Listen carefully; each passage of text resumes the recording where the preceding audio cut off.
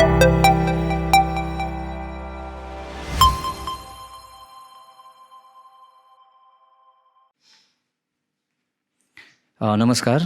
मेरो नाम सञ्जय प्रधान। म सुकियापोखरी सिमाना रोड निवासी हूँ। First of all, I would like to thank Mr. Raul Sina for giving me a wonderful opportunity to stand on this platform and share my experiences. So, म सुकियापोखरी हूँ, सुकियापोखरीको निवासी हूँ। मेरो प्राथमिक शिक्षा वहीँ सुकियापोखरी बोइज प्राइमेरी स्कुलबाट सुरु भएको हो। म नेपाली मिडियमबाटै पढेको। अनि मलाई सानोमा एउटा बाबुलाई मैले प्रश्न पनि गराएको थिएँ, बाबा मलाई इङ्ग्लिस स्कुल पढाइदिनुहोस् न भनेर। तर अब कतिपय मेरो बाबाको पनि इकोनोमिक क्राइसिसले गर्दाखेरि बाबाले सक्नुहुन्थेन रहेछ र मलाई भन्नुहुन्थ्यो बाबाले, छोरा त्यो स्कुलमा मैले तँलाई पठाएको थिएँ, त्यो त त्यहाँ हुँदैन अरे, तेरो नेपाली स्कुलबाटै तेरो सुरु भएको रहेछ र अब तेरो हुँदैन रहेछ इङ्ग्लिस स्कुल। नराम्रो लाग्थ्यो मलाई। म पनि अरू जस्तो इङ्ग्लिस बोल्न चाहन्थेँ। अरू मेरो छेउछेउमा माउन्ट हर्मन पढ्ने र एनपी पढ्ने स्टुडेन्ट्सहरू पनि थियो, इङ्ग्लिस बोल्थ्यो। उनीहरूलाई हामीले हेर्थ्यौँ क्या, लाग्थ्यो उनीहरू धेरै शिक्षित हो। अनि मैले मनमै सोचेँ, अरे यिनीहरू यति लिटरेट, म त यति इलिटरेट, यो खालको धारणा पनि मेरोमा आउँथ्यो। र पनि मलाई अब मनमा नै लाग्थ्यो कि म एकदमै अशिक्षित जस्तो पनि लाग्थ्यो। प्राइमेरी स्कुलमा जानु, सरको त्यो असारेको बेत खानु, त्यो ड्रिल गर्नु, त्यो देख्दा उनीहरूलाई देख्दाखेरि म आफै फिक्का लाग्थ्यो। र पनि यसरी नै मैले सुरु गरेँ। तर पढाइमा मैले कहिले पनि नेग्लेक्ट गरिनँ। पढाइ राम्रोसँगले पढेर गएँ। कहिले पनि म सेकेन्ड भन्ने आइनँ। एक दुईपल्ट आए पनि होला। अनि एक दुईपल्ट आउँदा बाबाकोबाट मैले बेत पनि खाएको छु। र यसरी नै मेरो प्राइमेरी स्कुल सुरुको जर्नी सुरु भएपछि बाबाले मलाई लगेर सेन्ट अल्फन्स स्कुलमा हाल्नुभयो, भर्ती गर्नुभयो। सेन्ट अल्फन्स स्कुलमा यसरी नै म पढ्दै गएँ। नेपाली स्कुल ब्याकग्राउन्डबाट अचानक अङ्ग्रेजीमा पुगेँ। त्यहाँ धेरै प्रब्लम हुनु थाल्यो। तर सेन्ट अल्फन्स स्कुलमा हामीलाई इङ्ग्लिस स्पिकिङ क्लास भनेर राख्थ्यो। यो क्लासहरू गर्दाखेरि धेरै अलिअलि इम्प्रुभमेन्ट भएर गयो। र यसरी नै मैले अब सिकेँ पनि, इङ्ग्लिस बोल्नु थोडा थोडा सिक्दै गएँ। कम्ती कम्ती मात्रामा सिक्दै गएपछि त्यहाँ पनि म फर्स्टै भएर गएँ। यसरी क्लास 10 तुर्यो। 11-12 को जर्नी पनि मैले त्यहीबाट गरेँ। अनि साइन्स लिएर पढेँ, पिसिएम, फिजिक्स, केमिस्ट्री, म्याथ्स। त्यसपछि सेन्ट अल्फन्स स्कुलबाट म गएपछि दार्जिलिङ गभर्मेन्ट कलेजमा भर्ना भएँ। केमिस्ट्रीमा अनर्स लिएर पढेँ। अब यहाँदेखि मेरो स्ट्रगलको फेज सुरु हुन्छ। ग्रेजुएसन सकेपछि अब केटाहरू त्यस्तै हो, घरमा जान्छ, 1-2 वर्ष रङ्गल्यो। मास्टर्स दिन्छु भनेर सोचेको थिएँ। फेरि घरमा बस्दा बस्दै एउटा एडअप टिचरको मौका पाएँ। आमाले भन्नुभयो, मौका पाएपछि नछोड छोडा, भोलि पर्सि यसैबाट तँ पर्मानेन्ट टिचर हुन सक्छस्। अब म पनि गएँ। अरू जस्तै साथीहरू जस्तै रङ्गलेर कतिपय बिग्रेर नासेर पनि हिँडेँ। र यसरी नै त्यसपछि चाहिँ बिस्तारै मलाई पनि अलिकति रियलाइज हुनु थाल्यो क्या। यसरी बसेर, यसरी पार्टीको पछि पछि घुमेर, त्यस समय होस्टा, त्यहाँबाट फेरि पछि नयाँ अर्को के अरे एफिलिएसन भएर हाम्रो यो जुन चाहिँ एडअप टिचर्स एसोसिएसनहरूको यस्तो पछि पछि पछि कुद्दा कुद्दा मलाई पनि लाग्थ्यो क्या, कुरी अर्काको दया माया र मर्सीमा कति दिन बस्छस्, यस्तो खालको मलाई लाग्नु थाल्यो। र बिस्तारै बिस्तारै सानोतिनो किताबहरू निकालेर गएँ, पढ्नु थालेँ। तर त्यस्तो डरलाग्दो मेरो थिएन रहे पनि प्रिपरेसन। र यसरी नै मिनिस्ट्री अफ होम अफेयर्सको अन्डरमा सब अर्गनाइजेसनमा मेरो सेक्युरिटी एसिस्टेन्टको पोस्टमा मेरो भर्ती भयो। अब यहाँदेखि मेरो फेरि नयाँ मोड सुरु हुन्छ। यो पोस्टमा जब म पोस्टिङ पाएँ, अनि रिम्बिक भन्ने एउटा जग्गामा जब मेरो पोस्टिङ भयो, त्यहाँ मेरो भेट हुन्छ डिफ्रेन्ट कम्युनिटिजको मान्छेहरूसित। त्यसमा मेरो प्राय विशेष गरी कम्युनिटिज फ्रम बिहार, मेरो साथीहरू, बिहारको साथीहरूसँग मेरो भेट हुन्छ। त्यो साथीहरूसँग बसेर अब म सिक्छु, म हेर्छु उनीहरूको मेहनत, रात दिन मेहनत गरिरहेछ। मलाई यसो सोच्थेँ, आफूलाई पनि कुरी लाग्नु थाल्यो, अरे यार सबजना यस्तो पढ्दैछ, तँ के गरिबस्छस्? सबजनाले सिभिल सर्भिसको तयारी गर्दैछ, अब तँ पनि त कुछ गर्नुपर्छस्। यो खालको धारणा मेरोमा पनि आउनु थाल्यो। तब मैले किताब निकालेर बस्नु थालेँ। किताब त मलाई त आइडिया थिएन मेरोमा। फर्स्ट टाइम मलाई 2009मा मेरो साथी जो निमाई कुमार महतो छ उसले मलाई लुसेन्ट भन्ने बिहार पब्लिकेसनको एउटा किताब ल्याएर दियो। उसले भन्यो साथी पढिस् भने कुछ हुन सक्छस्। र मैले पनि बिस्तारै बिस्तारै सुरु गरेँ। तर यति साह्रो नलेजियस थियो त्यो केटा कि त्यसलाई हेर्दाखेरि मलाई लाग्थ्यो कि म त फिक्का मान्छे हो, कसरी यसको लेभलमा पुग्नु, कसरी यो जस्तै म पनि मान्छे बन्नु, यो खालके मेरोमा धेरै चाहनाहरू भएर गयो। र बिस्तारै बिस्तारै पढ्नु त पढ्दै थिएँ, तर पनि त्यस्तो डरलाग्दो सकेको थिइनँ मैले। र अब उसकै साथ लागेर सिकेर मलाई सिकाइदिएन साथी, यो जानिन त्यो जानिन, यसरी नै सिक्दै सिक्दै गएँ। अब त्यसपछि त फेरि 2011मा त बिहा भइहाल्यो। अब बिहा भएपछि फेरि अर्को स्ट्रगलिङ फेज सुरु भयो। बिहा भएपछि नानीहरूको जन्म भयो। नानी भएपछि फेरि त्यही हो, एउटा एकपट्टि डिपार्टमेन्टल अब्लिगेसन्स, एकपट्टि फ्यामिलीको अब्लिगेसन्स, दुईपट्टिको प्रेसरमा मैले आफ्नो जर्नीलाई पनि राख्नुपर्छ। मेरो WBCSको जर्नीलाई पनि मैले अब यो कन्टिन्यू गर्नु पर्यो। यो त मलाई एकदमै साह्रो हुन थाल्यो। कतिपय फ्यामिलीसँग मिसअन्डरस्ट्यान्डिङ, कोही बेला डिपार्टमेन्टल अब्लिगेसन्स पुरा गर्नु नसक्ने, यस्तो बाध्यता भएर जिउनु पर्यो। र पनि के गर्नु धेरै मान्छेले भन्थ्यो, मेरो घरको आमा बाबाले पनि भन्नुहुन्थ्यो, छोरा छोडिदिए पढ्नु। अब बेसी पढेस् तैँले, छोड जे छ तेरोमा सन्तोक गरेर बस्नु थाल। यो सोद्धा म घरिघरि सोच्थेँ पनि। मेरो आफ्नै वाइफले पनि कोही बेला भन्थ्यो अब नानीहरू पनि हेर्नुपर्छ। र मलाई लाग्थ्यो कि म साँच्ची नै अब छोड्ने टाइममा आएछ पढ्ने। अब जे जति छ नानीहरूलाई पढाउनुपर्छ, यस्तो खालको स्थिति पनि आयो। तर पनि म एक प्रकारले निडर भएर बस्नु थालेँ। अनि पछि गएर अलिकति नानी हुर्किनु थाल्यो। अनि सेटलमेन्ट भइसकेपछि के हुन थाल्यो भन्दा चाहिँ मेरो सबैबाट फेरि फ्यामिलिजहरूले पनि फेरि मैले भने म त होइन जिद्दी मान्छे हो, गर्छु त गर्छु। मैले WBCSलाई अब मैले एउटा मेरो ड्रिम राखेको छु, म यसलाई पुरा गर्छु, यो खालके मेरोमा धारणा राख्नु थालेँ। म एकदमै म एन्थुजियास्टिक थिएँ। अब सबैजनाले भन्नु थाल्यो गर्छ भने मेरो सबभन्दा मेरो बिलभेड वाइफ, अनि म उसलाई पनि एउटा क्रेडिट दिनु चाहन्छु। उसले मलाई हरेक मोडमा मेरो हरेक यो जर्नीमा मलाई छनछनमा आएर मलाई उसले कन्सोलेसन दिएको छ। यो उहाँ मात्र होइन, मेरो वाइफ मात्र होइन, तर मेरो आमा, सब फ्यामिली मेम्बर्सको।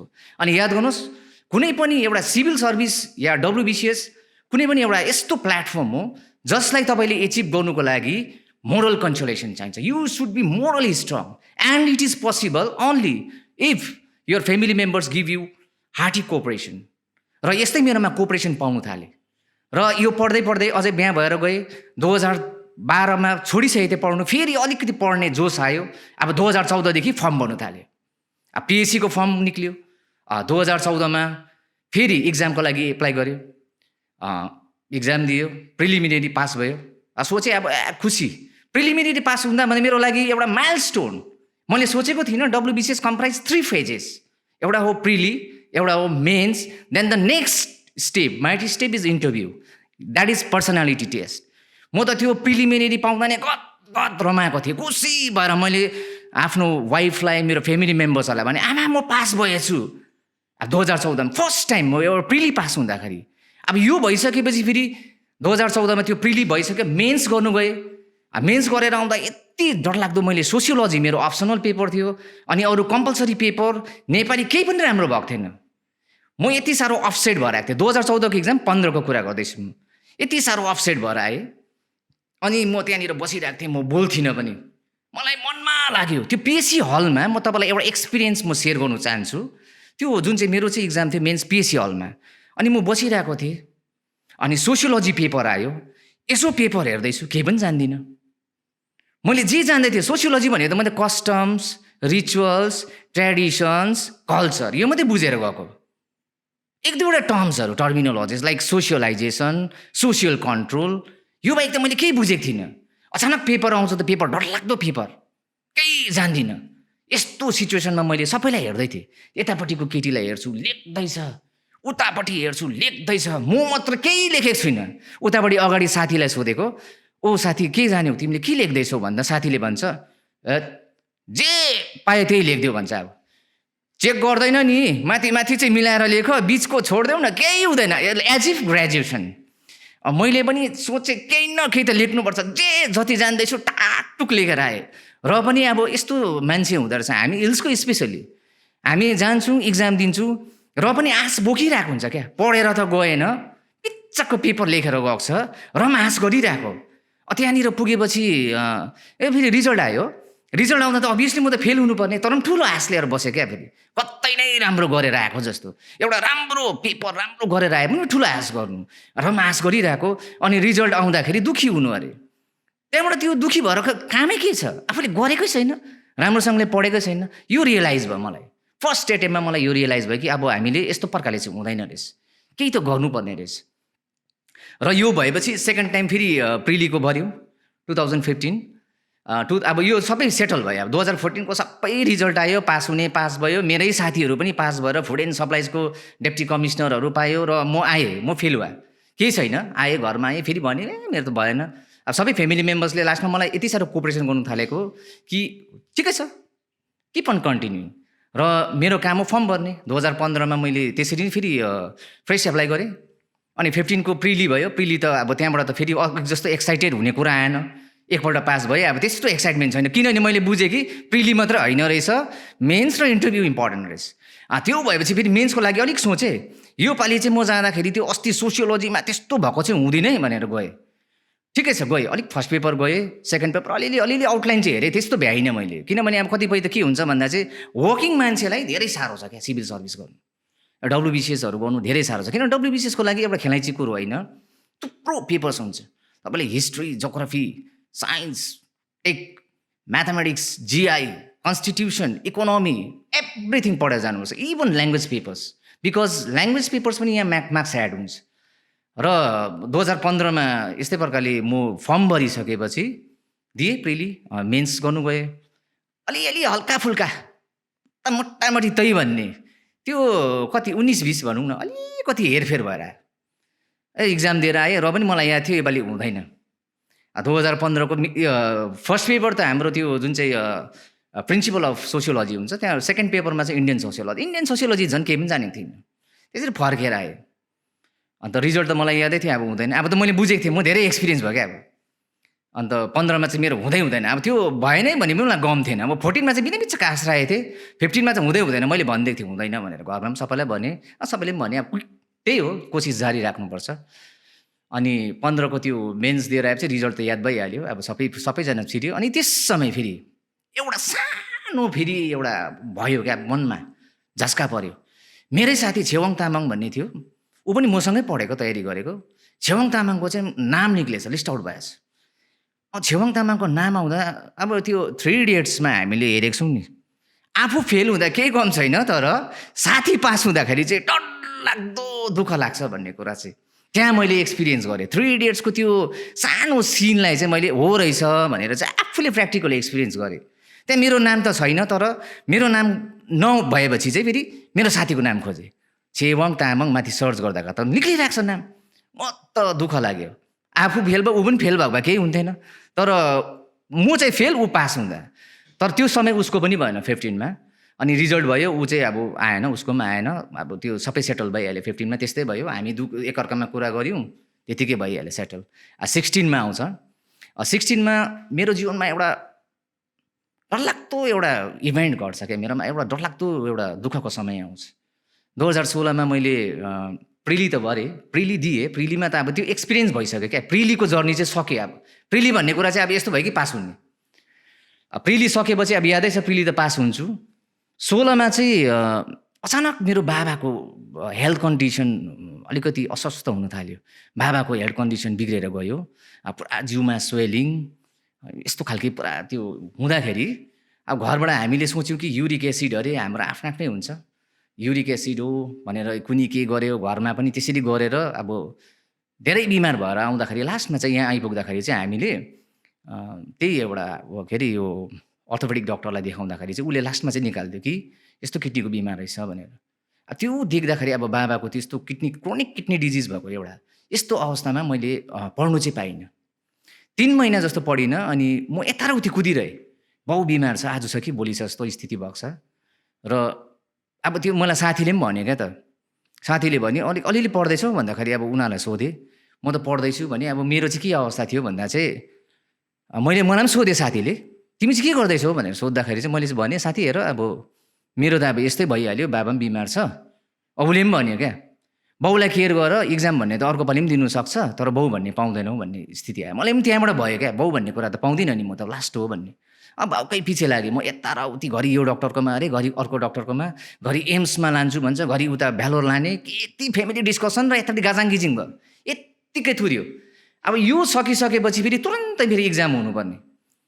अनि बाउलाई उता भेलो लगिरहेको छ, अनि मैले ट्रेनमा जाँदाखेरि मैले फोन गरेँ क्या, अनि दाजुलाई मैले त्यही दार्जिलिङ मेलमा जाँदै थिएँ ट्रेनमा कलकत्ता, अनि मैले फोन गरेको थिएँ दाजुलाई, दाजु म जाँदैछु यस्तो यस्तो इक्जाम गर्नु जाँदैछु WBCS मेन्स भनेर भने। दादाले पनि भन्नु थाल्यो, राम्रो गरेँ भने। मैले पनि त्यही त एउटा के भन्नु, अब झुटो मुटो आश्वासन जस्तै नै हो, यो पालि चाहिँ बाबाको लागि इक्जाम दिएको, अब त्यो हुन्छ नि एउटा मनमा अब एउटा अलिकति खुसी होस् भनेर। बाउलाई पनि मैले बाबालाई दिनुहोस् त भनेर फोन दिएँ, बाबा तपाईँको लागि इक्जाम गर्दैछु, यो पालि म पास भएर आउँछु। अब यादै छ, पढ्नु त पढेको छुइनँ, तर 16मा जब गएँ इक्जाम दिएँ, तर 16मा चाहिँ के थियो भन्दा चाहिँ मैले सोसियोलोजी चाहिँ धेरै बुझिसकेको थिएँ, किनभने मैले धेरै नै अब सक्ने नै भइसकेको थिएँ। राम्रो 16मा ठिकैको मोटामोटी गरेर आएँ, अनि रिजल्ट आयो, रिजल्ट पास भयो फर्स्ट टाइम। PSCको लिस्टमा ग्रुप एमा नाम आइरहेको छ, खुसी। त्यो दिन फर्स्ट एउटा हुन्छ नि, एउटा मान्छेलाई छिरेछु जस्तै खुसी, अघि प्रिली छिरेको जस्तै नि, फेरि एउटा नयाँ खुसी आयो क्या, फेरि फर्स्ट छिर्दैछु फेरि मेन्स। मैले सोचेँ अब एकदमै खुसी, म त ह्याप्पी। घरमा आमालाई भने, आमा म त पास भएछु। अब आमाले त धेरै बुझ्ने क्या, आमालाई मैले धेरै सम्झाउँथेँ, आमा यो इक्जाम यो यस्तो उस्तो। अनि मेरो वाइफलाई पनि भने म पास भएछु, अब पत्याएन। उता गयो आमालाई भने, होइन होला फेरि एकपल्ट चेक गर भने। आमाले फेरि चेक गरेँ, रिजल्ट चेक गरेर एकदमै खुसी भयो आमा पनि। अब तँ राम्रोसँगले गर त, यताउति नभुल्ली, राम्रोसँगले पढ, तँ पास हुन्छस्, मलाई पुरा याद छ। आमाले पनि त्यस्तो दिइहाल्यो। घरमा भने यता अब वाइफ पनि त्यस्तो खुसी भयो, एकदमै इन्टरभ्यू छिरेको जस्तो भइहाल्यो यता पनि। अब त हुन्छै हुन्छ नि, छिरेछ अब राम्रो गर्नुपर्छ भन्ने यस्तोहरू भयो। अब त्यसै प्रकारले अब इन्टरभ्यू जब दिइसकेर आएपछि अब इन्टरभ्यूमा त्यस्तो खास गर्नु सकिनँ मैले। अब मतलब इन्टरभ्यूको अब प्रेजेन्टेसन अब त्यो फर्स्ट टाइम गएको, एउटा अब धेरै नर्भसनेस पनि थियो, त्यति राम्रो गरिनँ। तर ओभरअल इन्टरभ्यूले मात्र म्याटर गर्दैन, यो इक्जामहरू भने किन रिटर्न कति स्कोर गरेको छ, how much you have scored in the return examination, that matters a lot. अनि इन्टरभ्यू गरेर जब आएँ, बादमा रिजल्ट निस्क्यो, छैन ग्रुप एमा नाम, पुरा भए। भरे त्यही टाइममा चाहिँ फेरि मेरो साथीको भयो है, फेरि सेलेक्सन भयो। मेरो साथी छेवाङतामा, जुन चाहिँ मैले भने अघिको त्यो स्टोरीमा हल्का, त्यो जब उसको 15मा सेलेक्सन हुँदाखेरि म दुःखी भएको थिएँ। अब 16मा पनि म र ऊ दुइटा सँगै सेलेक्सन भएको, उसको नाम आयो, मेरो छैन। फेरि यहाँनिर भयो, फेरि एकदमै दुःख लाग्नु थाल्यो। अब म भइन रहेछु नि, मेरो भएन यो पालि। मैले भने उसको त आएछ नि, म मात्रै आएन भन्ने भयो। यस्तै प्रकारले फेरि group A group B police service, C र डीको पनि नाम आउँछ, सीमा पनि नाम छैन मेरो त। म त झन् अत्ताले, भरे कसो कसो गरेर डीमा चाहिँ नाम आएछ, कोअपरेटिभ इन्सपेक्टर।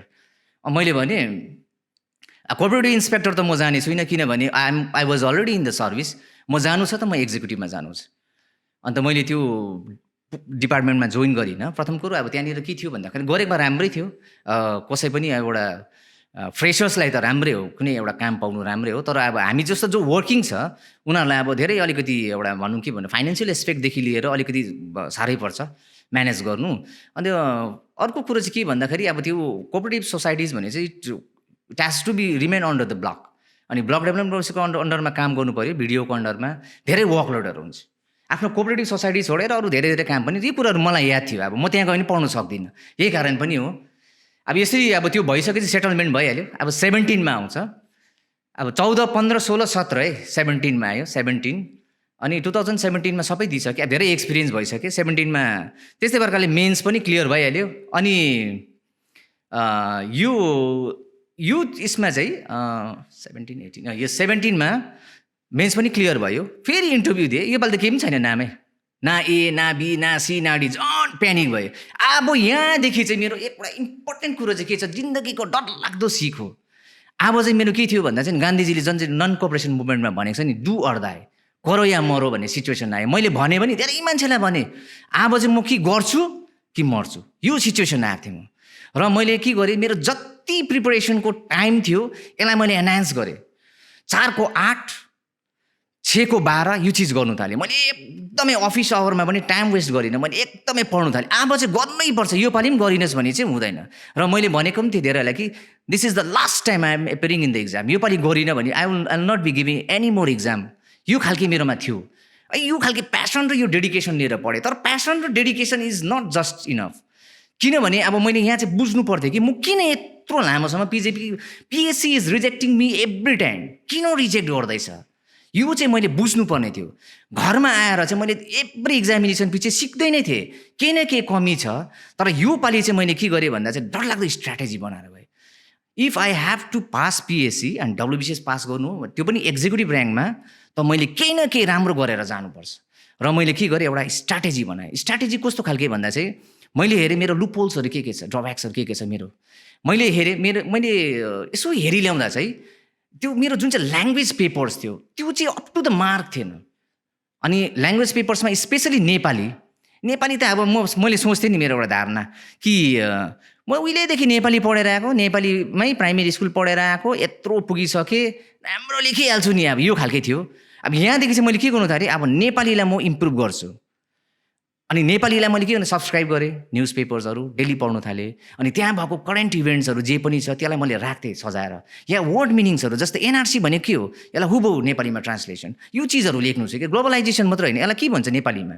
अब अलिकति लेखेपछि चाहिँ स्मार्टली लेख्छु भनेर चाहिँ मैले नेपालीमा मेहनत गरेँ, नेपाली इङ्ग्लिस पनि मेहनत गरेँ। त्यहाँबाट चाहिँ मैले के भने, सोसियोलोजीलाई हेरेँ, मेरो पेपर किन राम्रो भएको छैन, सोसियोलोजीमा पनि मेरो गडबडी थियो। अनि सोसियोलोजीमा मैले के गरेँ भन्दा जति पनि मेरो नोट्सहरू थियो, यो नोट्सहरूलाई यो एकदमै फेरि एकपल्ट फेरि रिभाइज गरेँ। कतिवटा मेरोमा पोइन्ट्सहरूको कमी छ, सब मैले त्यो नोट्सलाई भनौँ भने मैले त्यसलाई चेन्जै गरेँ। त्यो जति पनि पोइन्ट्स थियो त्यसलाई कतिलाई मन नपरेको चिजलाई निकाल्दै नयाँ एडअप गर्नु थालेँ। युट्युब भिडियोजहरू ज्यादा फलो गर्नु थालेँ। अनि राम्रो यो प्रोफेसर्सहरू हेर्नु, स्पेसली सुभाष महापात्र जसको सोसियोलोजीको लेक्चर्सहरू मैले कपी गर्नु थालेँ। कपी इन द सेन्स उसलाई फलो गर्नु थालेँ। अनि यो चिजले मेरो नोट्सलाई यति एडभान्स बनाइदियो कि मलाई याद थियो कि अब चाहिँ राम्रो हुँदैछ मेरो। यसरी म यो रणनीतिमा पढ्दै नै थिएँ। तर के भयो, 18मा फेरि अचानक मेरो ड्याड एक्सपायर भयो। अनि 18को यस्तो सिचुएसन पुगेको थियो कि अब त्यसरी अब हाम्रो त अब एउटा हिन्दू धर्ममा एउटा माथि अब तपाईँलाई यादै छ, नेपालीमा एउटा गोर्खा कम्युनिटीमा भनौँ न, एउटा हाम्रो कोरा बस्ने प्रथा छ। जस्तै कोही पनि खसेपछि हाम्रो 13 दिन कोरा बस्ने। अनि त्यसपछि चाहिँ हाम्रो काम भएपछि मात्रै एउटा जुठो उयो गर्नुपर्ने। र यो सिचुएसनमा म पनि त्यही थिएँ, कोरा बसिरहेको। 17को इन्टरभ्यू पनि जानुपर्ने, 18को मेन्स पनि गर्नुपर्ने, यो खालके भइरहेको थियो स्थितिहरू। अन्त र पनि मैले त्यो सबै म्यानेज गरेर अब सिधै गएँ इक्जाम गर्नु गइसकेपछि। यसपालि चाहिँ मैले धेरै नै स्ट्राटेजिकली मैले आफूलाई इम्प्रुभ गरिसकेको नै थिएँ। म्याथ्स जिआई पनि झन् मैले तिक्रेकै थिएँ। अनि यसपालि 18मा जाँदाखेरि चाहिँ के भयो भन्दा चाहिँ राम्रोसँगले इक्जाम लेख्न सकेँ। फर्स्ट मेरो एक्सपिरियन्स जब मैले सबै गरेँ, नेपाली पनि एकदम राम्रो लेख्यो। त्यो नेपाली लेख्दामा आफूलाई लाग्ने कि एकदमै राम्रो भएछ। अब जब नेपालीको पेपर सकेँ, बाहिर निस्किँदाखेरि मेरो एउटा साथीलाई भने, क्या साथी, यो इमान भनेको लाखो, धन भनेको खाक भन्ने एउटा सानो आएको थियो। त्यो एउटा सानो बच्चाकै हो, तर यसलाई इन्टरप्रिटेसन कसरी गर्छ त्यसमाथि चाहिँ फरक छ। मैले यस्तो प्रकारले लेखेँ त, यसमा हल्का अलिकति फिलोसफिकल एङ्गलबाट पनि लेखेँ यस्तो भन्दा त्यो मान्छेले भने एकदम राम्रो गरेछ, आमाम तपाईँले जति त कसले लेखेन यहाँ भन्दैछ। अब खुसी, अब आफू त दामी भएछ भन्ने। अब त्यो हुँदैछ, मलाई पनि लाग्दैछ कि हुँदैछ, अरूलाई पनि सुनाउँदैछु मैले मेरो कस्तो भयो होला भन्ने। अनि अरूको पनि हेर्दाखेरि अरूले पनि फिडब्याक राम्रो पाउँदैछु, मैले यस्तो लेखेँ, यो गरेँ, सबै पेपर राम्रो हुँदैछ। अनि म्याथ जिआई त्यति पेपर राम्रो हुन सकेन, किनभने म्याथ जिआईमा एक क्विकनेस चाहिन्छ, त्यति राम्रो हुनु सकेको थिएन। र पनि ओभरअल राम्रै गरेर आएँ। लास्ट दिन थियो सोसियोलोजीको पेपर बाँड्दैछ। पेपर बाँड्दाखेरि चाहिँ के भयो भन्दा चाहिँ नि, मुटु चाहिँ नि बाहिर फुट्ला जस्तो भएको थियो योपालि चाहिँ। किनभने मैले अगाडि नै सबैलाई मैले वर्ड्स दिइसकेको छु कि योपालि लास्ट इक्जाम, अब जाँदिनँ, अब त लाज हुन्छ मलाई त, मुटु फुट्ला जस्तो भइरहेछ। योपालि चाहिँ राम्रो पेपर आउँछ है जानेको। यस्तो पेपर हेर्दाखेरि त म त एकछिन त हेर्नु सकिनँ, के गर्नु। यसरी हेर्दाखेरि यसो हेरेँ, सबै जान्दैछु, धोर्खाइम सबै यो चिजहरू आइरहेको छ, अलि यो सबै गर्नु सक्छु। यो त्यहाँबाट चाहिँ मैले लेख्नु सुरु गरेँ। यति छिटो अनि यति मिठो सबै प्रिपेरेसन गरेको, सबै इभन एउटा क्वेसन पनि थिएन सिङ्गल कि नजानेको। त्यो लेखिसक्दाखेरि पछाडि अब यति छिटो लेखेको, एउटा एक्साइटमेन्ट पनि, अनि बेसी लेख्छु भन्ने। पछाडिको केटाले हेरेर भने, ओ साथी के हो, आमा यति लेख्यो त खै भने। उठेर हेर्दै थिएँ मेरो पेपर, यसो हेऱ्यो। अनि उसले भन्यो, क्या ह्यान्डराइटिङ त राम्रो रहेछ त यो मोरोको त, अन्त ह्यान्डराइटिङ पनि राम्रो छ, छिटो लेख्दो रहेछौ त भन्ने कुरा गर्यो। अब त्यो पनि अलिकति मोरल बुस्ट हुँदैछ, मैले राम्रो गर्दैछु भन्ने, अझै राम्रो लेख्ने, अझै बेसी एडअप गर्ने। फर्स्ट पेपर राम्रोसँगले गरेर आएँ। अब त्यहाँबाट फर्स्ट पेपर सकेपछि ग्याप थियो, 2 घन्टाको ग्यापमा, 2 आवर्सको ग्यापमा यसो खानासाना खाने एउटा रेस्ट थियो। खानासाना खाइसकेपछि अब फेरि अब सेकेन्ड पेपर मेन हो, किन फर्स्ट पेपर त सकेपछि त त्यो मात्रै त होइन इम्पोर्टेन्ट। र अब सेकेन्ड पेपरको जुन चाहिँ सोसियोलोजी इन्डियन सोसियोलोजीमा के भयो भन्दाखेरि फेरि त्यस्तै भयो, एकदमै डर लाग्नु थाल्यो। फेरि यसो पेपर हेर्दा सबै जानेको, तर एउटा क्वेसन मात्रै जानेको थिएन। एउटा चाहिँ के थियो भन्दा चाहिँ हाम्रो जस्तै यो जेन्डर इस्युज लिएर एउटा थियो, यसमा अलिकति फिगर्सहरू याद थिएन मलाई। र पनि मैले भने 5वटा क्वेसनमा मैले सोचेँ लङ क्वेसन, डिस्क्रिप्टिभ क्वेसन, 4टा चाहिँ मैले निट जानेको, 4टा चाहिँ मेरो टार्गेट यही थियो कि 4टा चाहिँ म पहिला गर्छु। 4टा गरेर मैले 1 घन्टा चाहिँ स्पेयर गरेर राखेँ। अनि त्यसलाई चाहिँ मैले एकदमै राम्रो किनभने यो क्वेसन म एकदमै अनफेमिलियर थिएँ। यो क्वेसनलाई राम्रोसँगले इभ्यालुएसन गरेर मनमा नै पोइन्ट्स बनाएँ।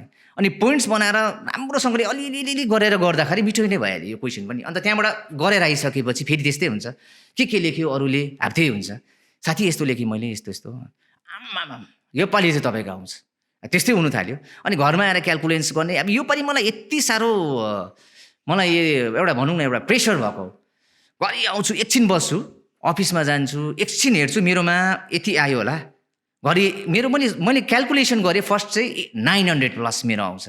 त्यहाँबाट फेरि सोचेँ अरे यत्रो त कट अफ कहाँ हुन्छ, फेरि 860 निकाल्छु।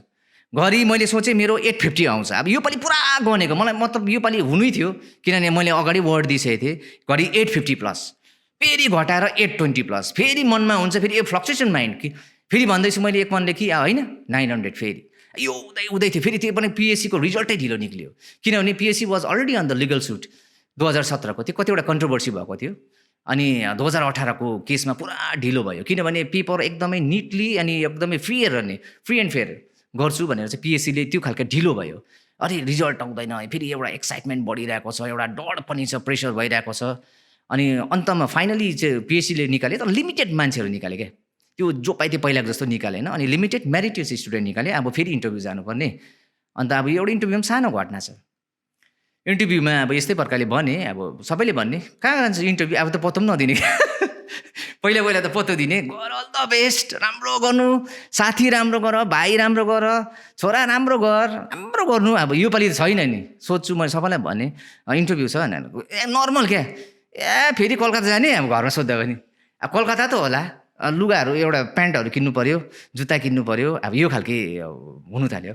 र अब किनभने अब जे बेसी फेल भएर पनि अब 3पल्ट भइसक्यो इन्टरभ्यू गएको, हुनु पनि केही हुँदैन भन्ने कुरा, कतिले राम्रो पनि दिने फिडब्याक, योपालि चाहिँ खसी छिन्छ, 3पल्टमा चाहिँ खसी छिनेर आउँछ भन्ने कुराहरू पनि गर्नु थाल्यो। यसरी इन्टरभ्यूको लागि म गएँ। पिएससी हलमा म बसिरहेको बेलामा एउटा मेरो सानो एक्सपिरियन्स के थियो भन्दा चाहिँ, त्यो जुन समयमा मेरो इन्टरभ्यू थियो, त्यो समय वेटिङ रुममा मैले झन्डै 7जना केटाहरू थियो। यो 7जना केटाहरूमा म 1जना, 6जना, म छोडेर अरू 6जना। यो 6जनाहरूको चाहिँ के थियो भन्दा चाहिँ 7जना चाहिँ के रहेछ, WBCS हो। तर के हो, कोही फुड एन्ड सप्लाइजको कमिसनर, कोही रेभिन्यू सर्भिसमा छ, कोही, तर अब ग्रुप ए नै हो जम्मै। खालि उनीहरू चाहिँ के को लागि आएको अरे, एक्जिक्युटिभको लागि आएको अरे। अन्त तिनीहरूले पनि भन्दाखेरि अरे अलरेडी अब ग्रुप एमा छ त भनेर एउटा अबले भन्नु थाल्यो, जबसम्म एक्जिक्युटिभ पाउँदैन तबसम्म इक्जाम दिने भन्ने। यो केटाहरूको यो देख्दाखेरि त झन् मलाई त लाग्यो मनमा, डिमोरलाइज भए। अरे अलरेडी यिनीहरू working, they are already group A officials, WBCS, then how can I get the opportunity, they are already working. यसो लजिकली हेर्दा पनि एउटा अब के हुन्छ भन्दा चाहिँ, म एउटा आउटसाइडरलाई एम्प्लोइ गर्नु र ती वर्किङलाई नै एउटा त्यो पोस्टमा हाल्नुमा चाहिँ के छ भन्दा चाहिँ कतिवटा बर्डन कम्ती हुन्छ। र अब त्यो खालको स्पेकुलेसन चाहिँ हाम्रोमा चाहिँ, हाम्रो चाहिँ ज्यादा कमन सेन्स बिलिभ छ। हिल्समा झन् यो हुन्छ अरे, त्यो हुन्छ अरे, जसले अलरेडी काम गर्दैछ उसले पाउँछ अरे। अब त्यस्तोपट्टि चाहिँ नलाग्नु भन्छु म सबैलाई। अब त्यस्तो खालको चाहिँ WBCSमा ग्रुप डीमा पसिराख्नु अरे, ताकि ग्रुप डीमा पस्यो भने चाहिँ भोलि पर्सि ग्रुप एमा चान्स पाउँछ अरे। अब यो खालके पर्सेप्सनहरू छ, योपट्टि चाहिँ नजानु भन्छु म सबैलाई। त्यही खालके अब धारणा मेरो पनि त्यही थियो त्यति बेला। सबै हेर्छु म त, अब म सबभन्दा कमजोर लाग्नु थाल्यो। र मनमा चाहिँ मैले एउटा के सोचेँ भन्दा चाहिँ, हेर भाइ, तँ पहिला पनि फेल भएरै आएको, पहिला 16मा पनि इन्टरभ्यू दिइस्, फेल भएरै आएको, अहिले यो पालि पनि दिँदै नै छौ, फेल भयो भने पनि केही छैन, 18मा दियो, अब भयो भने भयो, भएन भने भएन। अब यो खालके भयो क्या मलाई। र मैले अब पुरा हुँदै थियो मनमा, एउटा एन्जाइटी भयो, र पनि भित्र पसेँ, राम्रैसँगले मैले अब एउटा मतलब रिस्पोन्स गरेँ इन्टरभ्युअर्सहरूलाई, अब फर्केर आएँ। तर चान्स त मलाई लागेको थिएन, किनभने त्यो अगाडिको त्यो दमदार दाबेदार मान्छेहरू, 6 जना कुङ्कार मान्छेहरू, योले त सिट लग्यो। अब मैले भने साथीहरूलाई भने, साथी यस्तो यस्तो भयो त, त्यहाँ त 6 जना त अलरेडी वर्किङ रहेछ, त्यो पनि ग्रुप एमा रहेछ, मेरो त चान्स छैन भने। सबले भन्नु थाल्यो, त्यसले लाने रहेछ हौ, तिनीहरूले पाउँछ होला, डब्लुबिसिएसको त ट्रेन्ड त्यो हो नि त, यताबाट छ भने उता लानु, त्यसमा लस पनि छैन, अर्गनाइजेसनलाई लस पनि हुँदैन। अब त्यही प्रकारले भन्नु थाल्यो क्या। अब र पनि एउटा मनमा विश्वास राखेर बसेँ, हुन्छ होला नि त केही न केही, त्यही राखेँ। अनि अब कतिजनाले राम्रो पनि दियो फिडब्याक।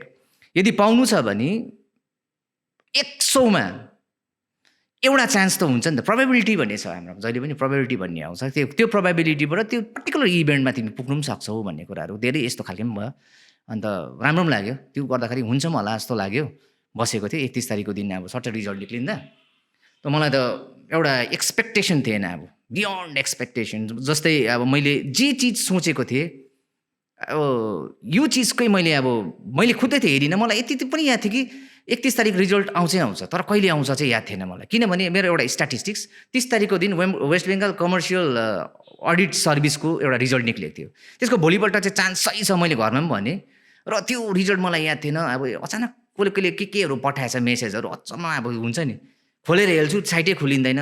लास्टमा अर्कोलाई सोधेर हेर्दा त आएछ त। अब हुन्छ नि एउटा डब्लुबिसिएसमा अब मान्छे डब्लुबिसिएस त भइस भन्ने हुन्छ, तर केमा चाहिँ भयो अब फेरि मेरो अब एक्जिक्युटिभमा छ कि छैन नाम, अब त्यसमा पनि थियो। हुनसक्थ्यो म 18मा एक्जिक्युटिभमा नाम आएको फेरि एकपल्ट दिनु पनि पर्थ्यो होला एक्जिक्युटिभको लागि।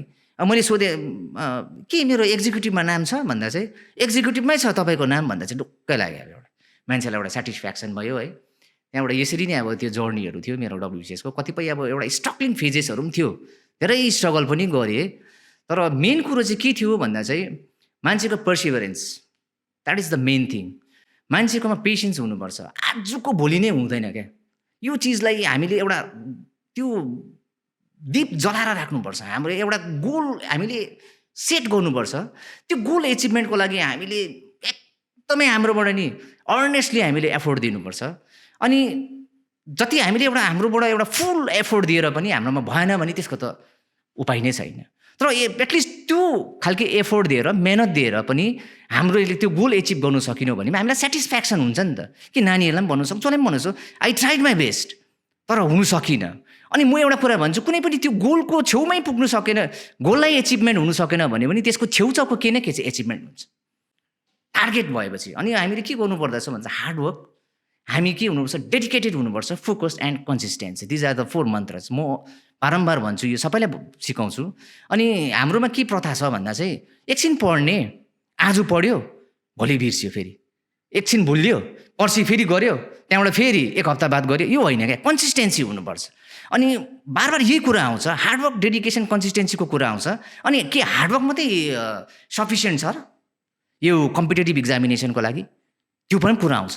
घर बनाउँछु भन्दैमा मूर्ख भएर म डाङडुङ बलुवा सबैले मेसो चाहिन्छ त्यसको लागि। यु निड स्किल्स, कसरी गर्नु, you need to have knowledges how. यो चाहिँ यसको लागि चाहिँ के गर्नु पऱ्यो हामीले, first of all collection of र मेटेरियल्स। र मेटेरियल्सलाई हामीले कलेक्ट गर्नुपर्छ। अनि यसलाई के गर्ने, कहाँदेखि स्टार्ट गर्ने? Foundation is very important. हामीले फर्स्ट चाहिँ के गर्नु पऱ्यो, हामीले फाउन्डेसन, घर बनाउँदा पनि त्यही त फर्स्ट फाउन्डेसन हुन्छ, त्यहाँबाट वल्स पिलर्स बनाउँछ, त्यहाँबाट वल क्रिएट गर्छु। यही बिस्तारै हो क्या।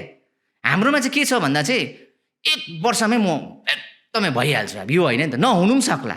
कति यस्तो स्टडिजहरू पनि छ, कतिवटा कि एउटा हिस्टोरिकल रिकर्ड्सहरू कि कसैले 1 वर्षमै गरे अरे एचिभमेन्ट। त्यो उसको थियो, उसको प्रिपरेसनले अपर्च्युनिटी पनि पायो र उसको हार्डवर्क डेडिकेसनले एउटा कदर पनि पाइहाल्यो क्या, भ्यालु पनि पाइहाल्यो र भइहाल्यो।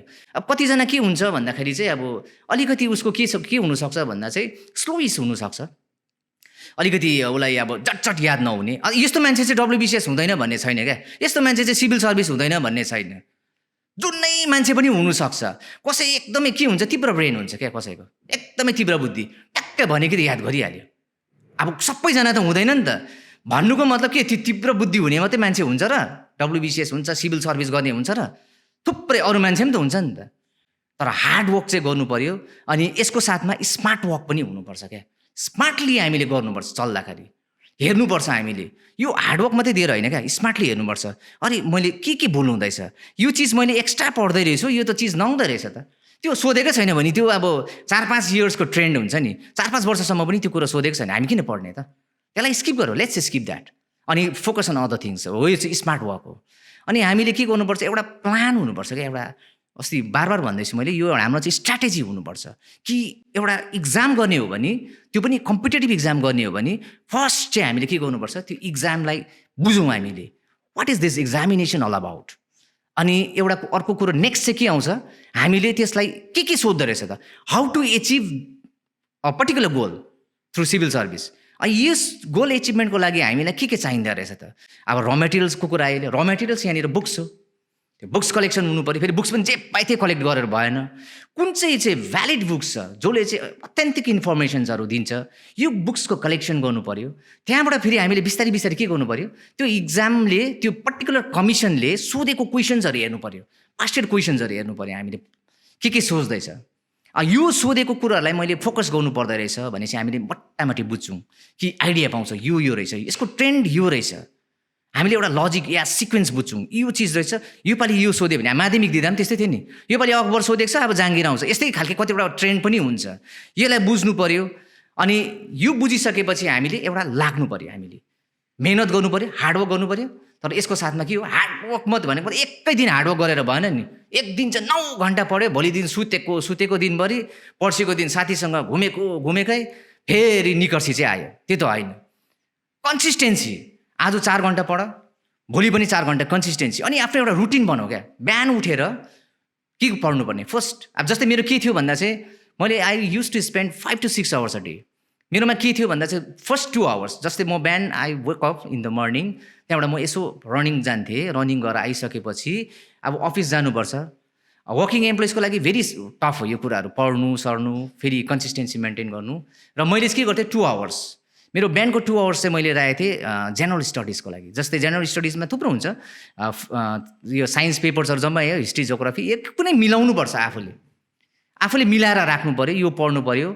त्यहाँबाट अब यसपछि के हुन्छ, अब अफिस टाइममा मैले के गर्थेँ भन्दा चाहिँ I use to read the news papers and magazines. There are lots of news papers or magazines. म बेसी जस्तो प्रतिक्रिया दर्पण फलो गर्थेँ, and I use to see so many portals available just के को लागि, करेन्ट अफेयर्स अपडेट्सको लागि।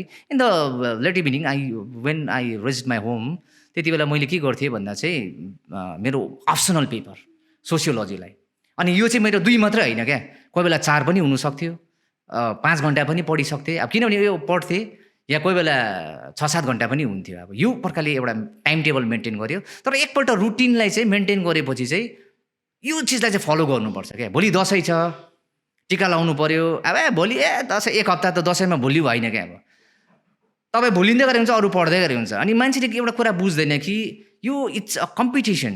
कम्पिटिसन भनेको चाहिँ के हो भन्दा आफू कहिले दुर्बल हुनु हुँदैन क्या, जहिले पनि आफू अपडेट हुनु पऱ्यो, आफू तयार हुनुपर्छ कम्पिटिसनको लागि।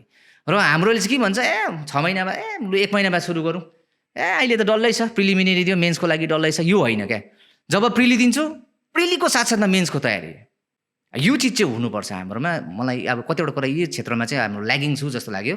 अनि parental consciousness it's very important.